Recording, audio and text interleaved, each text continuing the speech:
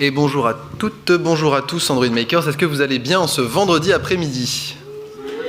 Eh merci, nous aussi on est au top, on est super content de venir présenter un talk aujourd'hui. On adore présenter des talks ici et on espère que celui-ci va vous plaire. Alors, imaginez, ou souvenez-vous si vous êtes un peu plus âgé, on est en 2019, bon, c'était il n'y a pas si longtemps. On est dans un département IT, on est sur un gros projet Android, donc en Java forcément. Et là, il y a un collègue qui fréquente du beau monde dans des conférences comme celle-ci, qui vient vous voir et qui vous dit « Maintenant, on va devoir utiliser Kotlin pour développer sur Android. » Mise en situation. Alors, d'y voir, Baptiste, là, j'ai une classe user.java. Tu m'as dit qu'on pouvait faire un truc cool avec Kotlin. T'as vu des trucs sympas? Exactement, j'étais Android Makers et j'ai découvert qu'il y avait moyen de simplifier un petit peu ce bout de code. Je vais te montrer, hein. Moi je l'ai trouvé, hein, en fait, dans Android Studio, il y a un bouton Convert to Kotlin. Regarde, je l'ai utilisé. Ouais. Et c'est trop bien. On a gagné un point d'interrogation pour les nulables. Là, on a enlevé tous les points-virgules qui étaient moches. Et franchement, c'est cool Kotlin. Alors, trop bien, ouais, pourquoi pas, mais ça ressemble quand même pas mal à du Java, c'est pas très Kotlinesque tout ça. Je pense qu'on va pouvoir encore simplifier un petit peu, si tu me permets. Voilà, là, on a modifié quelques lignes, on a utilisé les mots-clés, le run catching, le require not null, on a un joli Elvis operator, voilà. C'est quand même bien plus lisible, je dirais. Qu'est-ce que t'en penses? Ah, c'est sympa, c'est vraiment... Il y a de belles promesses sur le langage. Est-ce qu'on est allé au bout là, ou est-ce qu'on peut encore aller plus loin et essayer d'utiliser davantage de fonctionnalités dans le langage? On peut aller plus loin, mais c'est peut-être pas nécessaire. On va voir comment ça fonctionne sur le projet. Ok, ça marche. Quelques années plus tard, on est en 2026, Kotlin c'est le standard partout. On a abandonné les async tasks, on n'a plus qu'une seule activity, on a réussi à enlever pas mal de code boilerplate imposé par Java, moyennant quelques refontes. Les refontes, on sait, on adore ça, on adore Kotlin, on adore toutes les fonctionnalités qui sont offertes par le langage. On adore ça. Sauf que notre classe user... Waouh, ça a un petit peu dégénéré. On se retrouve avec une fonction must-have qui est infix. On utilise le takeif, ok. On a un opérateur qui fait un invoke sur un DTO. Le résultat, c'est quoi? Tout tient presque en une ligne, un run catching, qui utilise notre fonction infix, qui fait un invoke sur un objet générique T nullable et qui renvoie... Ça a été trop loin, Antoine. Ouais. Notre code base, là, c'est plus que de la poésie syntaxique, en fait, au final. Ça a vraiment dérivé. Plus personne ne veut toucher au code parce que plus personne ne le comprend. Et qu'est-ce qui s'est passé, Baptiste? Je te le demande. Je m'appelle Antoine Robier, je suis développeur mobile chez Decathlon et j'ai déjà écrit du code que je regrette. Bonjour Antoine. Et moi je m'appelle Baptiste Carlier, je suis développeur mobile aussi chez Decathlon depuis 3 ans et comme Antoine, j'ai déjà écrit du code que je regrette. Bonjour Baptiste. Aujourd'hui on va voir qu'on peut aller loin avec Kotlin dans la simplification du code et que ça peut faire gagner beaucoup de temps. Mais on va voir aussi qu'il y a toujours un prix à payer quand on fait ça et que ça peut aller trop loin. Alors Antoine, on va commencer, je te propose d'entrer en matière avec les pairs et les triples, donc ces deux partenaires de crime qui peuvent faire, on va dire, qui peuvent faire un peu du sale. Les pairs et les triples, c'est disponible sur Kotlin depuis la version 1. Grosso modo, ça va être une data class qui va permettre de wrapper deux types différents, jusqu'à deux ou trois types différents, dans des wrappers qui ont des attributs qui sont first, second et third. Jusque-là, c'est OK. Mais on va voir qu'il y a des petits problèmes là-dessus. Le premier problème, ça va être le péché originel d'avoir 2 fois le même type. Est-ce que c'est vraiment pertinent d'avoir le même type? Un petit peu, ouais. Le compilateur vous dira que ça passe, il n'y a pas de problème, mais il pourrait y avoir des bugs invisibles. Typiquement, là, quand on get les user info, on récupère un nom et un prénom, mais si on les a mal transmis, en fait, sémantiquement, on a perdu quelque chose. On a perdu de la clarté, peut-être de la sécurité et aussi un peu de compréhension. On ne sait plus qui est qui, en fait. S'il y a du sens, s'il faut peut-être un nom pour ces attributs, et s'il faut un nom, peut-être qu'à la place d'une paire, il aurait fallu une data class. Je pose ça là. Comment, du coup, bien consommer une paire? Typiquement, dans le cas qu'on a, on va se retrouver en sortie de fonction avec un résultat qui aura un first et un second. On s'est déjà tous retrouvés en train de faire une review de PR et se dire « mais qu'est-ce que c'est que ce first? Qu'est-ce que c'est ce second ?» Je vais devoir aller voir dans la fonction pour connaître sémantiquement ce que ça veut dire. Et ça, c'est un signal faible, mais important. Le bon code devrait être compréhensible juste là où on doit le lire. En tout cas, le plus possible. Et pas avoir à aller plus loin et à rechercher dans la fonction en elle-même ce que ça voulait dire. Donc on perd un peu l'intention. On peut consommer notre pair en utilisant la déstructuration, le destructuring. Et pour ça, il suffit d'utiliser les vals avec les parenthèses et de spécifier tout de suite les noms des variables, titre et description dans le cas présent. Ça ne corrige pas le problème à la source, mais au moins on réduit un petit peu la problématique. Ça réduit la portée du problème. Autre façon d'utiliser une paire, c'est avec les scope functions.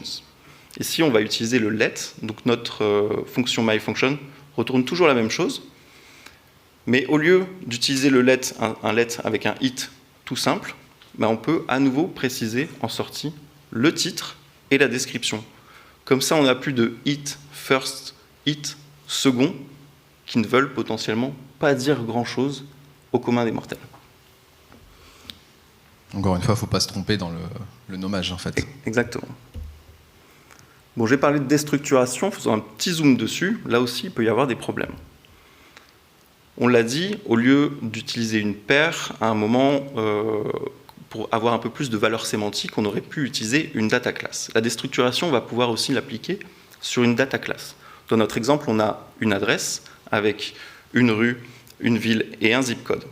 J'ai mis en rouge le problème qui peut arriver. Quand on va déstructurer une data class, ça va prendre dans l'ordre le component 1, 2 et 3 pour déstructurer. Normalement, ça va prendre street, city et zip code. Mais si on déstructure en ayant le mauvais nommage de variables derrière, à nouveau, le compilateur ne va pas râler. Tout va fonctionner, mais on aura quand même eu ce petit bug invisible qui sera passé. L'erreur est humaine. Pour pallier à ça, dans la version 2.4 de Kotlin, il y a le Name-Based Destructuring qui est expérimental. Le langage évolue et c'est pas plus mal. Il va y avoir un nouveau flag qui est disponible. On va pouvoir lui spécifier le name mismatch, le only syntax ou le complete, justement pour se baser sur le nom qui est dans la classe pour pouvoir déstructurer. Si le nom ne matche pas avec le nom de la variable dans laquelle on va associer la valeur, soit on aura un warning, soit ça ne va pas du tout marcher. C'est plus sécurisé déjà. C'est plus sécurisé, mais on va toujours pouvoir, en mode complete, toujours pouvoir déstructurer en se basant sur l'ordre des composants. Ici, on le voit avec le val et les crochets. Ça va récupérer les informations de l'adresse dans l'ordre dans lequel c'était positionné dans la data class en elle-même et pas avec le nom qui lui était associé. Donc voilà, le langage évolue, il faut qu'on évolue aussi avec lui. Les choses qui sont à retenir, c'est plutôt d'éviter d'utiliser des pairs ou des triples justement quand il y a des valeurs sémantiques, encore moins quand on a 2 ou 3 fois le même type sur une paire ou un triple. Et le destructuring, à nouveau, faire attention quand on l'utilise. Il peut y avoir des petits pièges là-dessus. Merci Baptiste. Effectivement, c'est très, très facile de s'y perdre avec tout ça. Il y a un autre outil de Kotlin qui est assez fun et qu'on va pouvoir un petit peu tweaker, c'est les opérateurs. Alors les opérateurs en Kotlin, c'est à la fois très simple, mais ça peut aussi aller très loin. Et je vais vous le montrer par A plus B maintenant. Quand vous faites 1 plus 1, en fait, vous appelez une fonction en Kotlin. Vous appelez la fonction plus sur le receveur A avec un paramètre B. Et en fait, ce qui se cache derrière cette fonction, c'est un opérateur. En Kotlin, un opérateur, c'est simplement du sucre syntaxique. C'est un raccourci d'écriture. Et c'est ça qui est intéressant, c'est que là où dans certains langages, les opérateurs sont codés dans le compilateur et ont une place un peu magique, en Kotlin, le parti a été pris de dire les opérateurs, c'est des simples fonctions, comme les autres. Alors des opérateurs, il en existe des dizaines, hein, comme vous vous en doutez ou comme vous le savez. On a notamment tous les opérateurs arithmétiques, les opérateurs de comparaison, les opérateurs unaires comme le plus, etc., etc. Ça donne plein d'idées. Vous allez me dire, comment on peut aller trop loin avec ça? Comment on peut aller trop loin avec ça, Antoine? Je suis content que tu poses la question, Baptiste. On va le voir avec quelques exemples. L'opérateur le plus utilisé, je passe assez vite dessus parce que je pense qu'il faut qu'on en parle, c'est l'opérateur invoke. C'est celui que vous utilisez si vous faites de la cleanarchy et que vous utilisez des use cases. C'est l'opérateur qu'on utilise généralement sur une classe qui fait une chose en particulier, qui a une seule responsabilité. C'est l'appel via les parenthèses, c'est très simple. Je pense que vous êtes beaucoup à l'utiliser ici. C'est pas le plus fun.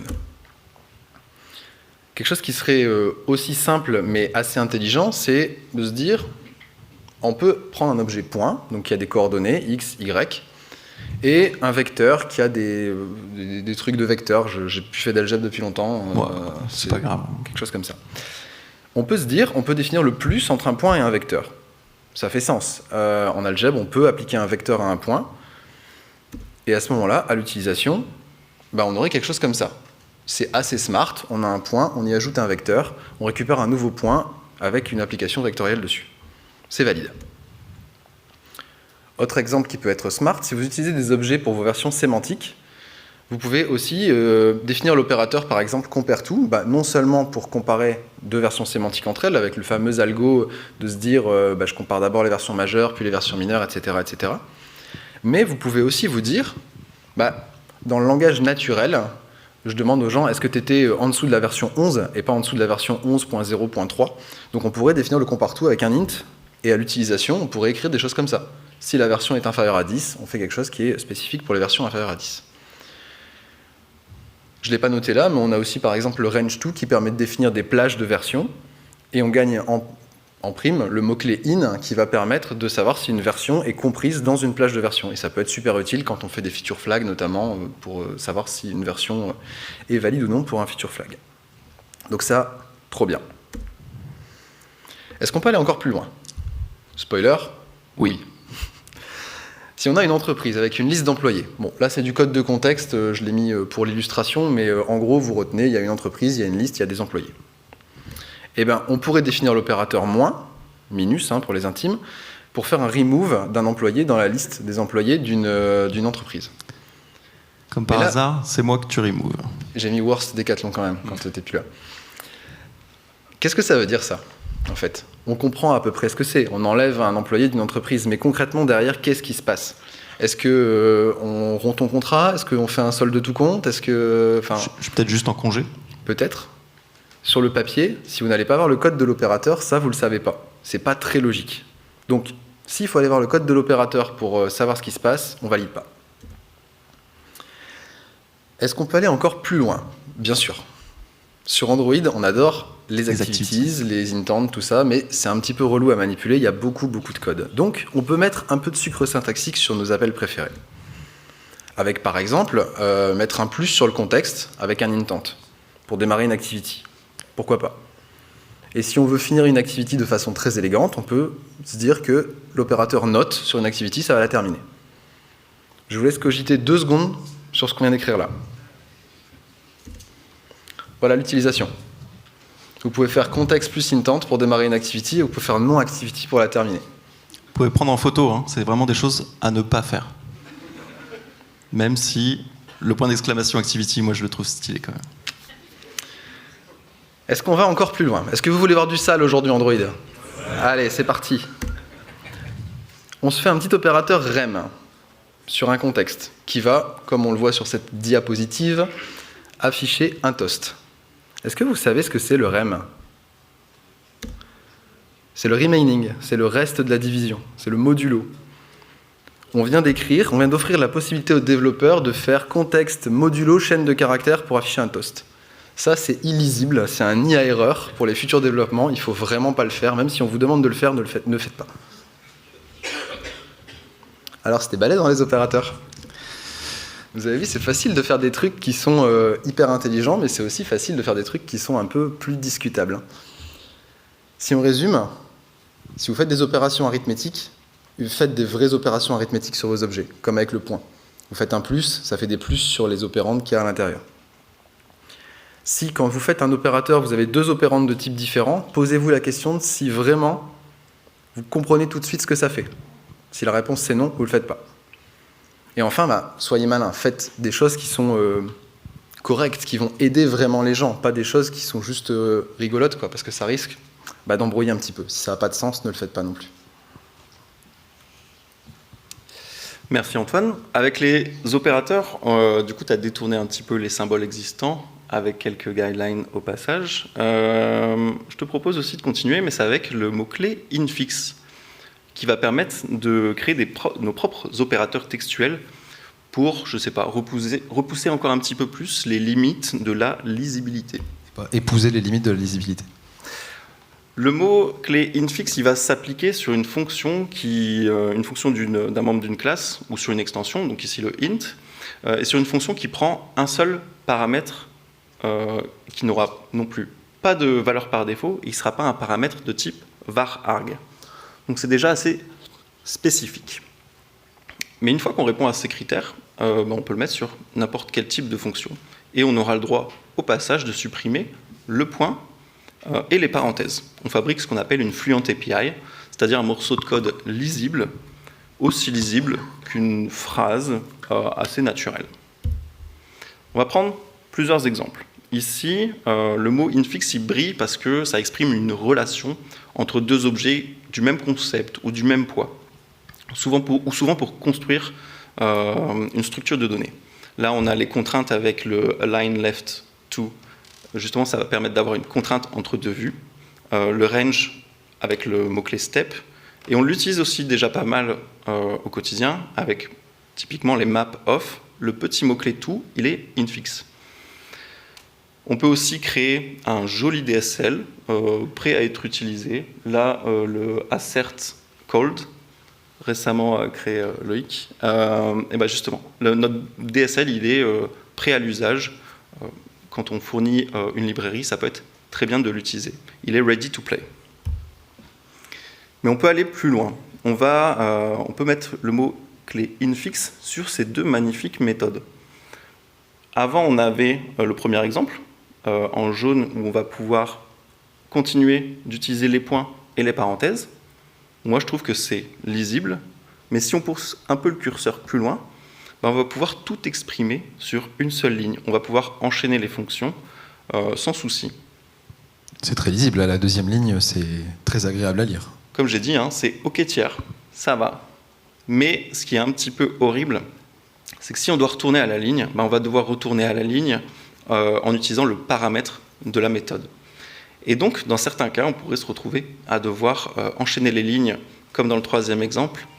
Et là, c'est quand même beaucoup moins agréable à lire. On a perdu en lisibilité. Ne faites pas ça. Et le petit bug qui peut arriver aussi avec l'opérateur infix, ce sont les bugs d'arithmétique. Je vous le donne en 1000. Ici, normalement, 1 plus 2 fois 3, ça ne fait pas 9, ça fait 7. La règle de multiplication prend le pas sur la règle d'addition. Ça, on le sait tous depuis... Normalement, ouais, on le sait tous. Depuis la primaire. Mais le mot-clé infix, lui, il va faire baisser la priorité de la fonction sur laquelle il est appliqué. Donc, par rapport à des opérateurs arithmétiques ou d'autres types de fonctions, on ne le sait pas, mais... Enfin, on ne le sait pas, sauf si on lit la doc, c'est quand même indiqué. Mais au final, on peut arriver sur ce type d'erreur qui compile très bien, mais dans lequel le résultat n'est pas valide. Donc si le développeur doit réfléchir à l'ordre des opérateurs pour comprendre la ligne de code, c'est que la fonction, le mot-clé infix, a été utilisé à mauvais escient. Allez, on continue avec les extensions. Parlons-en. C'est parti. Parlons-en des extensions. On n'en parle pas assez d'ailleurs des extensions, Baptiste. Le problème avec les extensions... Le problème avec les extensions, c'est qu'on va pouvoir s'amuser à polluer des types universels, tous les types primitifs, typiquement.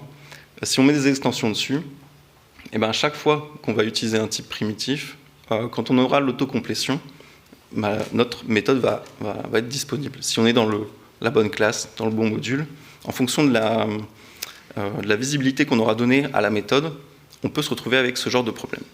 L'autre souci, c'est que ça peut crasher, un peu comme toutes les méthodes, mais là, c'est un peu un bug invisible. Pour mapper une couleur, on peut lui donner n'importe quel type de string. Et donc, si on ne lui donne pas quelque chose qui va correspondre, eh ben, on aura un bug qui peut arriver. La solution pour ça, ça va être d'utiliser les value classes. Les value classes, ça va permettre d'encapsuler une valeur dans une classe et d'optimiser en mémoire l'utilisation de cette classe. Avec le mot-clé JVM inline sera obligatoire. Normalement, le compilateur va crier si vous ne le mettez pas. Et là, on va donner du sens à nouveau.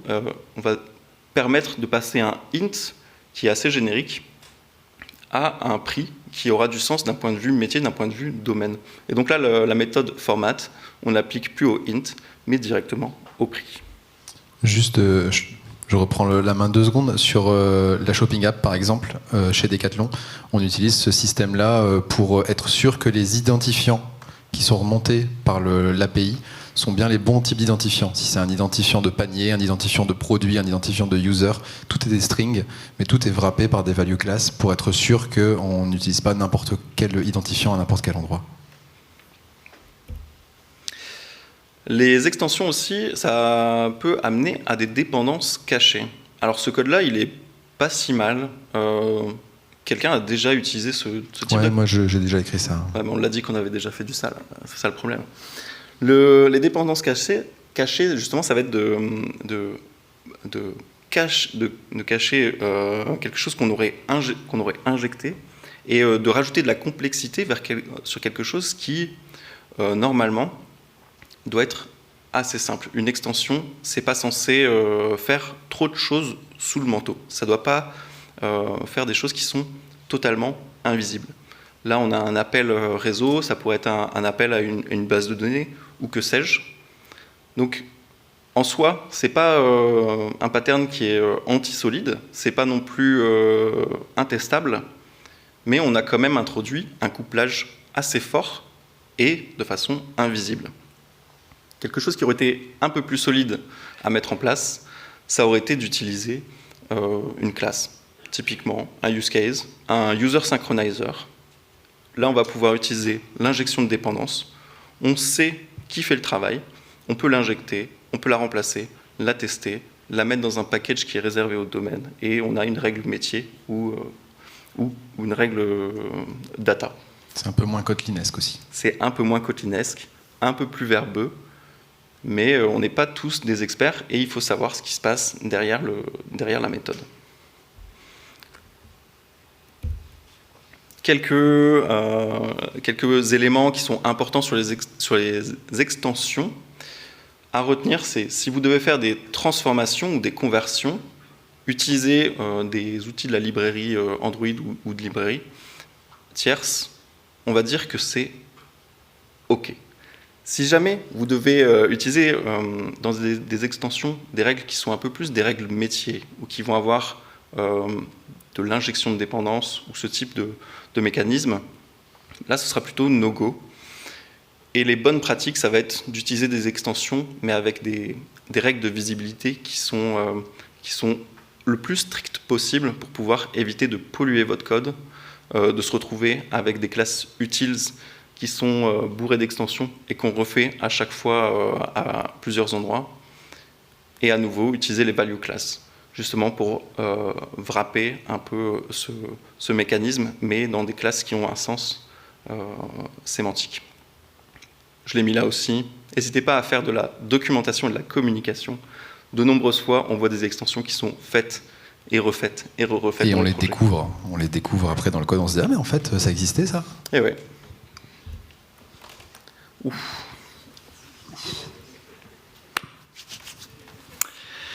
Allez, on va parler des gros mots de Kotlin maintenant. Vous avez peut-être déjà vu, sûrement utilisé aussi. Prenons cette fonction. Elle est relativement simple, elle sert, comme vous le voyez, à mesurer le temps d'exécution d'une autre fonction. Elle a toutefois un tout petit souci, c'est que la fonction qui est passée en paramètre, elle va être traitée comme un objet quand la fonction va être exécutée. Donc ça veut dire que si vous mettez votre fonction measureTime dans une boucle, une grosse boucle, vous allez avoir beaucoup d'objets qui vont être instanciés et parfois des trucs qui sont assez lourds. Pour régler ce souci, Kotlin a introduit un mot-clé inline.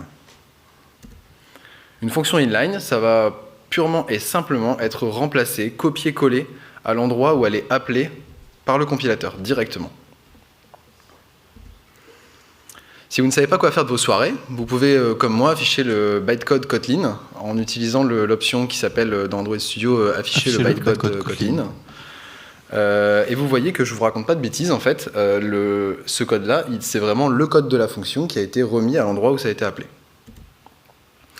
Alors la fonction inline, elle va gagner un autre avantage, c'est qu'on va pouvoir faire un return sans mettre arrobase nom de la fonction appelante. Donc on va pouvoir, comme on le voit ici sur la droite, retourner depuis la lambda qu'on passe à la fonction inline directement la fonction appelante. Un peu comme quand vous utilisez des mots-clés du langage, en fait. Et enfin, si une fonction est inline, on va pouvoir réifier les types génériques. Réifier ? Réifier, ouais. C'est reified en anglais. C'est réifié en français, j'ai vérifié. Ça veut dire quoi ? Et je me suis toujours demandé ce que ça voulait dire vraiment reified. C'était un terme un peu obscur. Alors j'ai fait ce qu'on fait... non, en fait, je suis allé dans le dictionnaire, tout simplement. Et en fait, c'est transformer en chose, réduire à l'état d'objet. Alors Sartre emploie ce terme en 1943 dans Être et néant, en parlant de l'essence de l'encrier comme la négation hypostasiée et réifiée. Antoine, c'est bon. Passe à la suite, je pense. Très bien. Donc si vous mettez inline, vous avez le droit de mettre reified, en gros. C'est ça. Et vous avez donc, quand vous mettez reified, accès au type de T à l'exécution. Et ça, en fait, c'est pas magique, c'est logique. C'est que, comme je vous ai dit, le inline, ça va copier-coller la fonction. Donc, en fait, le compilateur sait, au moment où il va compiler, quel est le type. C'est plus vraiment un type générique. Il est capable, lui, de le déterminer. À l'utilisation, c'est super simple. Vous le savez, parce que vous l'utilisez sans doute déjà partout. Le fait de préciser un générique, ça vous donne accès au type dans la callback. Et inversement, comme dans les API de Coin, qui sont en bas, là, vous pouvez déduire le type avec le retour de la callback. C'est quelque chose qu'on fait naturellement à l'utilisation, mais voilà, le reified, c'est comme ça que ça fonctionne. Alors on va passer assez vite dessus, mais si on va aller plus loin, on peut avoir un souci. Ça ne compile pas. Ça ne compile pas. En fait, dès le moment où on va vouloir transférer la callback à une autre fonction à l'intérieur de notre fonction inline, et le compilateur il va tiquer un peu. À cause de l'histoire des returns non locaux dont je parlais tout à l'heure, c'est que là, s'il y a un return qui est fait dans la fonction transform, la fonction filter and process ne saura pas où elle doit retourner. Donc pour ça, il faut rassurer le compilateur. Il faut lui dire, t'inquiète pas, on le prend entre quatre yeux, on lui dit, ça va bien se passer, il n'y aura pas de return dans la fonction transform. Et pour ça, on lui dit avec cross inline. Donc on ajoute le mot-clé cross inline, et là, ça compile, c'est magnifique. Alors, je sais pas vous, mais moi je trouve que pour une fonction qui est quand même relativement simple au niveau logique, on est quand même déjà sur quelque chose qui est un peu costaud à lire. Une fois qu'on a compris le principe, par contre, ça roule plutôt bien, en fait. Allez, encore quelques gros mots, mais je vais passer assez vite dessus, parce que je suis sûr que vous n'avez pas payé pour vous faire insulter à 14h30 un vendredi. Ça, qu'est-ce que c'est ? C'est une pomme. Arrête de spoiler, Baptiste. Oui, c'est une pomme, d'accord. Mais c'est aussi un fruit. En développement, on appelle ça l'héritage. Je suis sûr que vous avez vu ça quand vous aviez 12 ans. On va corser un peu les choses. Ça, qu'est-ce que c'est ? C'est une cagette. C'est une cagette, oui. Mais une cagette de quoi ? Une cagette de pommes, mais est-ce que c'est une cagette de fruits aussi ? Alors nous, on aurait tendance à dire oui, mais pas forcément, en fait. C'est là qu'intervient ce qu'on va appeler la covariance. Accrochez-vous. Si on code notre box, notre cagette, on lui fait une fonction qui va permettre de récupérer ce qu'il y a à l'intérieur. Donc on a fait un producteur. Bon, la fonction en dessous, displayFruit, elle mériterait peut-être d'être un peu plus élaborée, mais le principal, c'est que vous voyez qu'on est en train de manipuler, on a passé en paramètre un producteur d'un type qui est un peu plus large qu'une pomme, un type fruit. Et c'est là la subtilité, c'est vraiment la notion de producteur. Si on utilise ça tel quel, avec une box de pommes, avec une cagette de pommes, le compilateur il va dire non. Parce que pour lui, à ce moment-là, une box de pommes, c'est pas une box de fruits. Pour lui préciser ça, on va utiliser le terme out dans le type générique. On va spécifier que la box, elle va produire du T. Et là, en fait, on a utilisé ce qu'on appelle la covariance. Ça vous embouche un coin. Je le vois. Ils sont bouche bée. Je le vois. Maintenant qu'on a précisé que la box, c'est un producteur, il n'y a plus de souci de compilation. En revanche, on n'aura pas la possibilité de le faire consommer un T. C'est-à-dire que la covariance, ça ne concerne que les producteurs et pas les consommateurs. Ici, on voit que si on essaye de mettre un argument de type T dans cette interface-là, le compilateur va dire non, c'est pas possible. Alors pour ça, on a l'inverse, ce qui s'appelle la contravariance avec le mot-clé in qui va vous autoriser du coup à mettre un paramètre de type T dans les fonctions. Je ne vous refais pas tout l'exemple avec les producteurs et les consommateurs. Je pense que voilà, c'est un peu ardos pour un vendredi après-midi d'Android Makers. Mais si vous devez retenir une seule chose de tout ce que je viens de vous dire sur la covariance et la contravariance, c'est ça. Et vous allez voir que c'est très logique. Si tu sais que tu vas me donner une pomme et que moi j'ai besoin d'un fruit, ça marche. Ça, c'est la covariance. Et à l'inverse, si toi tu sais quoi faire d'un fruit, tu le manges, tu le stockes, tu fais ce que tu veux avec, et que moi je te fournis une pomme, eh ben, ça marche aussi. Et ça, du coup, c'est la contravariance. Une fois qu'on connaît tout, on a bien avancé sur le sujet, hein, la contravariance, les infix, les inline, tout ça. Est-ce qu'on peut aller trop loin avec tous ces gros mots ? La réponse, c'est, bon, déjà, on est déjà pas mal, là, hein, clairement. Est-ce que vous voulez du plus sale ? Tout ce qu'on vient de voir nous permet d'écrire à l'utilisation cette magnifique fonction, qui, pour moi, est d'une élégance que je qualifierais de presque italienne. Si on analyse ça en 30 secondes, juste comme ça entre nous, on voit qu'il n'y a pas de point, donc on a un infix. On voit qu'on n'a pas précisé de type au niveau de la callback, donc on doit avoir des fonctions reified. La fonction est inline. On se branche sur un consommateur de fruits et on en fait un producteur de jus. Est-ce que vous voulez qu'on fasse commande-clic sur la fonction ? Ouais. Moi, je veux voir en détail. C'est vrai ? Ouais. Allez, c'est parti. Voilà Android Maker. C'est ça que vous étiez venu voir aujourd'hui, hein. Bon, alors, l'exemple, effectivement, là, on pousse un peu le trait, effectivement. Mais ça peut arriver. Ce genre de truc peut arriver. Pour autant, Baptiste, est-ce qu'on est vraiment allé trop loin ? C'est une bonne question à laquelle j'ai pas forcément de réponse. Moi, je pense que c'est pas sûr, en fait. Parce que Kotlin, ça nous offre quand même la possibilité de résoudre des problèmes très complexes d'architecture, de design d'application, avec des concepts qui sont incroyablement puissants et dont on aurait vraiment tort de se priver. Donc, par définition, sur ces concepts-là, il faut réfléchir. C'est pas des choses qui sont triviales, il faut prendre le temps de bien lire, de bien comprendre ce qui se passe, même sans forcer le trait. On fait pas de zèle, là, en fait. On en a vraiment besoin de ça. C'est pas comme tout à l'heure avec les opérateurs où c'était pour rigoler. Là, généralement, quand vous avez besoin de faire ça, c'est que vous en avez vraiment besoin. Par contre, il faut bien garder en tête que ça, pour un junior, c'est la démission assurée, hein. Si vous voulez garder quelqu'un, vous avez intérêt à faire de la formation, à faire de la documentation, à faire des schémas, et bien garder en tête qu'il faut utiliser ça que si c'est vraiment nécessaire ou si vous êtes sûr que ça ne va pas trop bouger dans le temps. Si vous êtes par exemple un producteur de SDK, producteur, vous vous souvenez, hein, c'est out T, et que vous voulez fournir à vos utilisateurs une API qui est hyper stylée, et dans ces cas-là, c'est OK aussi. Allez, on passe au dernier item, les DSL, les Domain Specific Language. Un DSL, c'est quoi ? C'est à nouveau une promesse de lisibilité, rendre le code plus lisible, plus sûr, plus proche du métier. Kotlin est particulièrement bon pour ça grâce à ses fonctions lambda, avec les récepteurs, les extensions et la syntaxe fluide. Écrire un langage qui vous parle, qui va vraiment être parlé. C'est le rêve de créer une syntaxe tellement proche du métier, presque qu'un non-développeur pourrait la lire.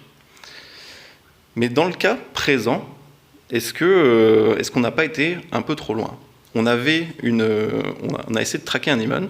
À la base, c'était une data class, et on a transformé ça en un beau DSL, track event, qui ouvre des accolades avec les catégories, les metadata, les ID, à chaque fois. Ouais, à écrire, c'est un peu fastidieux quand même, hein. On perd un peu nos repères là-dedans. Dans un DSL où on ne sait plus à quel moment on utilise un hit, un this, quelle méthode est disponible et à quoi sert exactement la configuration. On a des scopes des builders, est-ce que c'était pertinent? Donc on peut un peu opposer à nouveau les data classes à notre DSL. Le DSL, il va être un peu moins abordable, un peu plus difficile à découvrir. Je l'ai dit, il va y avoir des ambiguïtés sur les mots-clés, les hits, les is, si on ne les spécifie pas. Compliqué potentiellement à tester, alors que notre data class, dans le cas présent, elle est naïve, mais elle fonctionne très bien. Ce n'était pas nécessaire, forcément, d'aller jusqu'à la création d'un DSL. Notre data class, elle est facile à instancier. Elle a des arguments qui sont nommés. Il n'y a pas d'ambiguïté sur les scopes. Donc si votre DSL sert juste à remplir des objets, potentiellement vous avez fait une erreur en allant sur-ingénierer quelque chose qui était déjà disponible dans Kotlin dans les premières versions. On peut aussi avoir des effets de bord. Là, on a essayé de définir une navigation avec une target, un onExit et une fonction save to database. Mais à quel moment cette fonction est exécutée? Quand on appelle le code, quand on est dans la callback de Navigate, quand on est dans la callback du onExit, à quel moment le traitement se fait? On a perdu un petit peu l'information à ce niveau-là. Et là, il y a un risque. Et la troisième information, le troisième signal d'alerte sur comment il faut gérer son DSL, c'est le niveau d'imbrication. Au-delà de 2 accolades imbriquées, le cerveau humain commence à perdre un petit peu le fil justement du scope, du ZIS. En Kotlin, chaque bloc change potentiellement le récepteur. Si on est au niveau 4, le ZIS peut être l'un des 4 objets parents. On fait attention en général à complexité cognitive. Dans Sonar, vous savez, vous avez ce petit indicateur qu'on n'aime pas trop. Et là, quand on crée un DSL et quand on va l'utiliser, ça va être pertinent de se dire, est-ce qu'on n'a pas été poussé le bouchon un peu trop loin? Un DSL, il doit être simple à lire, et pas forcer le développeur à devenir un vrai compilateur humain. Donc il faut respecter un petit peu ce qu'on fait. Il ne faut pas utiliser un DSL juste pour instancier une configuration qui ne va jamais changer. Ou si une data class avec des arguments faisait très bien le travail.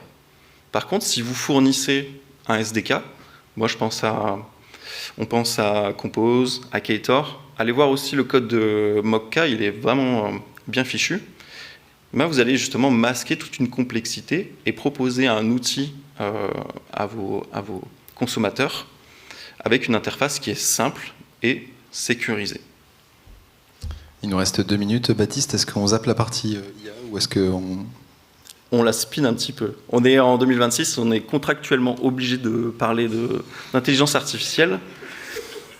Et à l'époque justement à cette époque du vibe coding, il y a la notion, pour moi, qui reste importante, c'est la maintenabilité du code. Le code, quand il arrive en production, on l'a beau avoir généré avec une IA, à un moment, votre manager, s'il y a un bug, il ne va pas aller râler chez Google pour dire que Gemini a créé un bug. Donc on est toujours honneur de notre propre code.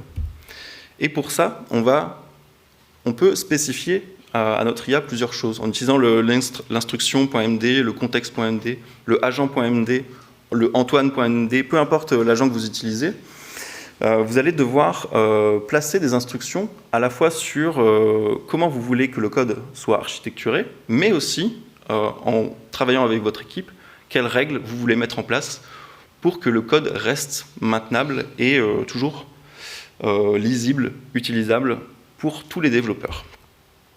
Et enfin, dernier tips, vous pouvez demander à votre IA de roaster votre code. Le roaster, ça ne veut pas dire toi, mon IA, tu es un expert de Kotlin et fais un code qui est génial.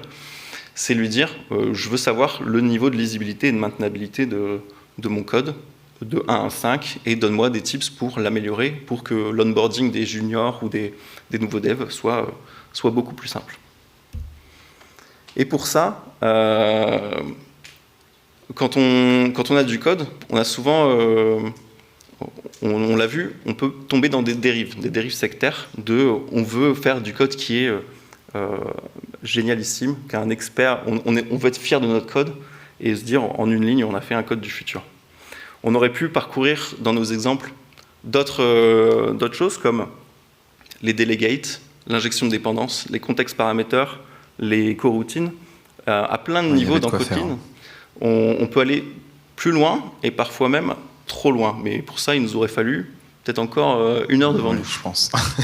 Donc ça nous a permis de redécouvrir, nous, de notre côté, pas mal d'éléments dans le code utilisable chez Kotlin. Typiquement, moi, le note sur une activity, je trouvais que c'était plutôt sympa. Non. Pourquoi pas, hein. Mais faut pas oublier que quand on va créer du code, une fois qu'il sera poussé sur develop, au bout de quelques jours, il sera en production et ce sera du code qui est legacy. On n'aime pas le code legacy. Ça fait un peu peur. Mais il peut y avoir du bon et du mauvais legacy. Mais comment on peut gérer justement cet équilibre, Antoine? Avec nos fameux 4 Les 4 T. Les 4 T. La complexité, La lisibilité la maintenabilité. et la découvrabilité. Voilà, il faut se baser un petit peu sur ces critères-là. Ce sont les clés du succès pour que votre code tienne dans le temps, dans la durée. Et justement, faire attention à ne pas suringénierer votre code. Donc sans vouloir niveler par le bas, il faut quand même que l'ensemble des développeurs puissent maintenir la code base. On connaît le bus factor. S'il n'y a qu'une seule personne qui sait maintenir un bout d'une librairie, s'il se fait renverser par un bus, plus personne ne va pouvoir maintenir cette librairie. Donc comment on fait, Antoine? On travaille généralement en équipe, on s'équipe en équipe. Donc on fait grandir l'équipe ensemble. On va avoir pour objectif que chacun ne code pas dans son coin et d'essayer de former une sorte d'intelligence collective où le code va appartenir à tout le monde en fait. Pour ça, première étape, on va s'accorder sur ce qu'on a le droit de faire ou de ne pas faire. Pour ça, on s'appuie sur l'expérience de chacun, sur les montées de PR, tout ça. Seconde étape, on va mettre en place des outils. Une fois qu'on a des règles claires, on utilise un linter, comme Katelint, Detect ou même Consist. L'idée, c'est d'automatiser tout ce qui est police du code. C'est d'essayer de se concentrer dans les PR sur la logique métier, sur vraiment ce qui est important, et de laisser aux outils toute la partie, tu as fait un triple avec des int. Ensuite, on documente. C'est un peu relou de documenter, on est d'accord, mais c'est un peu nécessaire pour laisser une trace. Je ne sais pas si vous connaissez les ADR, c'est un format court qui va capturer le pourquoi. Pourquoi on a pris cette décision-là à un moment donné, pourquoi on a refusé de prendre cette décision à un moment donné. C'est une sorte de lettre d'amour ou une lettre d'excuse que vous envoyez à votre vous du futur, ou à votre future équipe, pour expliquer une décision qui a été prise. Et enfin, rien n'est gravé dans le marbre. Il faut toujours challenger les décisions, se réunir, essayer de discuter des guidelines, et en fait, comme le langage qui continue à évoluer aussi. Pour finir, j'aimerais qu'on prenne un peu de hauteur sur notre pratique. On a parlé d'outils, d'IA, d'ADR, mais tout ça, ça fonctionne que si on adopte une posture particulière, c'est l'egoless programming. On a tous ce petit réflexe, cette envie de pondre une fonction Kotlin élégante, comme disait Baptiste, sur une ligne avec un flat map, des folds bien complexes, juste pour prouver, ou pour se prouver à soi-même ou aux autres, qu'on maîtrise le langage. Mais la réalité, c'est qu'en fait, ça ne sert à rien de faire du code compliqué pour prouver quelque chose. On n'est pas là pour briller, on est là pour construire ensemble. Il faut accepter une vérité qui est simple, c'est la grandeur du projet doit toujours dépasser la vanité des êtres humains. C'est beau ça, non? Amen. Le projet, c'est pas votre bébé, c'est un outil qui est au service des utilisateurs. Si votre code il est trop complexe pour être compris par votre collègue demain matin, alors c'est pas vraiment du bon code, même s'il est beau techniquement. On peut vite pécher par orgueil, comme on dit, et s'attacher à sa solution, la défendre bec et ongle en revue de code, comme si on attaquait nos propres valeurs. Corps et âme. On avait écrit corps et âme, mais j'ai dit bec et ongle. Et alors, tu vas me faire quoi? Notre conseil pour conclure, c'est essayer de vous détacher de votre code. Chaque commentaire de PR, chaque petite remarque de l'IA, ou chaque linter qui crie un peu sur vous, c'est une opportunité de rendre le projet plus sain.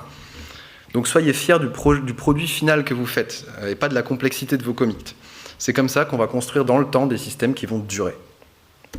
Et on vous remercie pour votre attention.